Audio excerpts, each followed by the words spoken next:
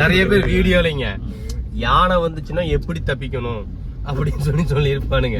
இப்படி மேல மலை மேல ஏறக்கூடாது, கீழே இறங்கணும், ஒருத்தர் கீழே இறங்கக்கூடாது. அப்புறம் அது நேராதான் இறங்கும் போது வேகமா இறங்கும் போது வந்து ஒரு 50 ரூபாய் வச்சுட்டு இறங்குங்க. செக் போஸ்ட்ல கேட்போம். அங்க போய் சில்லறையில நின்றுங்கன்னா யானை ஏறி அப்புறம் யானைக்கு வந்து நேரா ஓடக்கூடாது, வளைஞ்சு வளைஞ்சு ஓடணும். பாம்பு வந்துச்சுன்னா நேரா ஓடணும். அப்படி அதெல்லாம் சாணி போட்டுருந்துச்சு பாத்தீங்களா? ஜி அது மனுஷன் சாணி நீங்க வேணா அந்த வண்டிய வந்துங்க நிறுத்தி பாருங்க. முன்னாடி போறவன் வந்து நிறுத்திடுவான். நம்ம என்ன போயிருவோமா? முன்னாடி விட்டுதான் இல்ல நீதான் தைரியமான ஆளாச்சே. போ முன்னாடி, உன்னை முன்னாடி விட்டுதான் யானை முடி வரைக்கும் நாங்க பிளான் பண்ணி இருக்கிறோம். தயவு செஞ்சு அப்படியே போயிரு.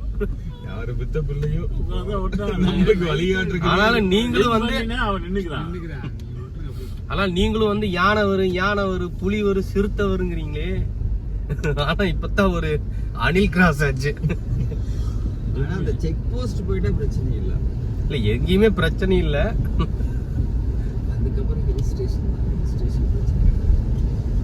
ஏ ஜி பூம்பா, ஏ ஜி பூம்பா.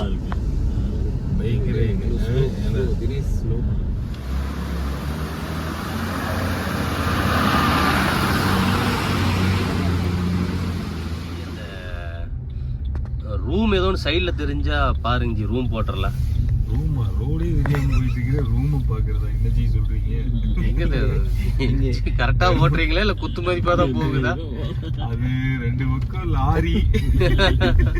இல்ல உண்மையாவே மிஸ்டா இல்ல ஜஸ்டா? பயங்கர த்ரில்லிங்கா தான் ஜி இருக்குது. யாரா அது நடுவுல?